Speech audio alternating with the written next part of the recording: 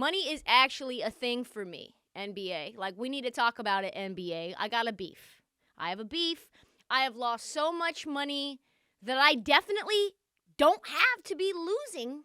It's not like I'm just throwing out dollars out of my fucking Ferrari, my whip. Like, this is not real life for me. Come on now.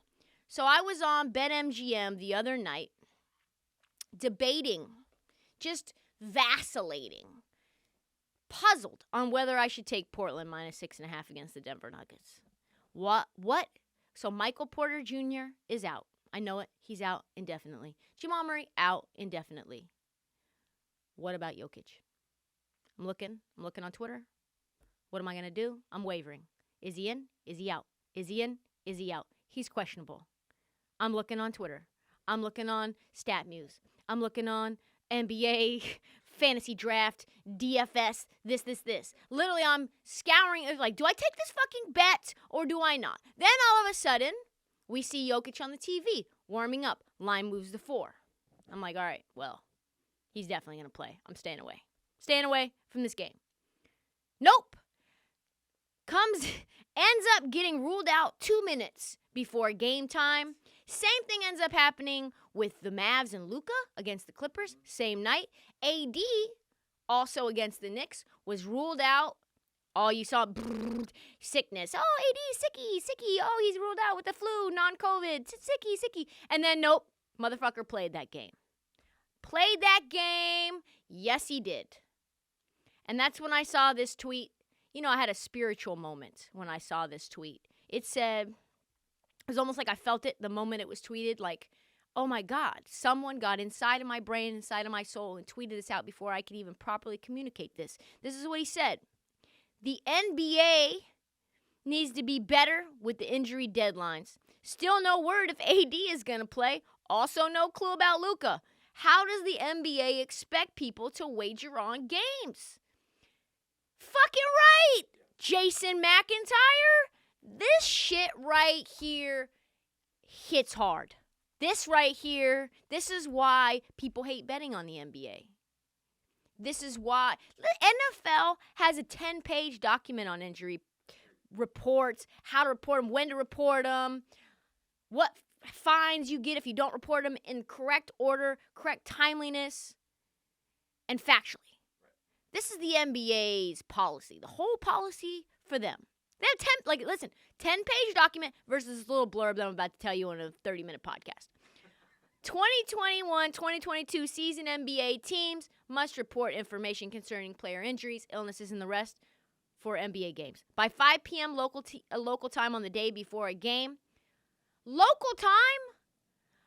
What do you mean? That's 9 p.m. Come on. Other than the day of a back-to-back, teams must designate a participation status and identify a specific injury, illness, or potential instance of a player resting for any player whose participation in the game might be affected by some injury, illness, or rest. For the second game of a back-to-back, teams must report the above injury information by 1 p.m. local time the day of the game. Reports are updated on a continual basis throughout the day. That's a lie. No, they're not. The problem, though, is that the NBA has an inordinate amount of late-game scratches, such as Nikola Jokic against the Blazers. So this problem to me is even more exacerbated and magnified by the age of COVID, really. Due to the disease, not only that itself, but the wonky schedule that created so many fucking back-to-backs for us. They get special rules for reporting things like load management. You don't have to report load management until the day of, but this time, because of this thing, not to mention, what happens if you get a last-minute close contact? What happens if you get a last-minute close inconclusive test for COVID? Late game scratch. All of this it's bullshit. It's bullshit. I've lost so much money on this. All of this means that the NBA has become one of the most unpredictable sports to bet on, which means the worst sport to bet on. Like, I like particular predictability with how things are going to go for me. The Lakers recently scratched AD and Braun late, less than an hour before game time, and the line moved 7 fucking points. That's a lot. They just take it right off the board, too. You don't even see it. Then you see it comes back up. Nope. 8 points more. You're like, whoa. Yikes. Blazers 4-point favorites. If you get that shit early and then something turns around, you are in bad shape. Bad shape. Blazers, 4-point favorites against the Nuggets. Until Jokic was completely scratched, the line moved very quickly to 11. 8 points? Are you serious? A lot of times, you're basically betting not just on a spread or a total, but whether like someone like Embiid is going to play or not. Like, that's an easy way to get burned. Embiid's pretty fucking important to a team's success, don't you think? The only thing we can try to do, this is where it gets insane. This is where it's like, do-do-do-do. Like, hey, who's in the arena right now? Like, oh, some random guy on Twitter is like, hey, I'm in section 232. I'm looking at Nikola Jokic right now. He's got the green bands around both knees. He's doing Oklahoma drills. And yeah, exactly. Exactly. But literally those band drills are only designated, from my professional opinion, as a rehab drill, not a pregame warm-up. So in my estimation, Nikola Jokic is out. And it's like, do I trust Mark, Nuggets fan, 2121 Mile High City? I don't know. Like, is he fucking with me? Does he follow every betting account? Is he trying to get some clout? What are you up to, Mark? You know, what is your angle here? Is he sweaty? How sweaty is he? AD looks pretty sweaty. That means he's going to play. AD's in, not taking the bet. I'm staying away. I mean, come on now. That would never happen in the NFL. Never.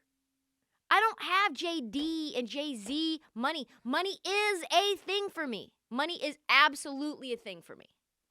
And this is why, fuck the NBA. Fuck the NBA when it comes to betting. I'm out.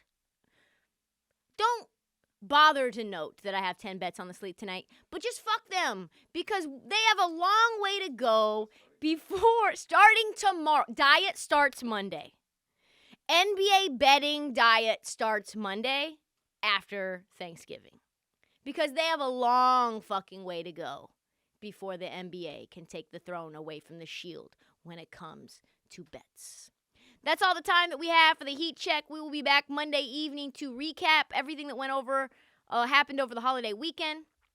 I hope you guys have a wonderful, wonderful Thanksgiving. No yelling at your siblings or at that crazy fucking uncle or that aunt that wants to talk about politics. Stay the fuck away. Listen to the Heat Check. Lots to be thankful for. Stay COVID-free, you guys. Do not forget to follow us on social at This Heat Check and at Trysta Krick on TikTok. We'll see you Monday.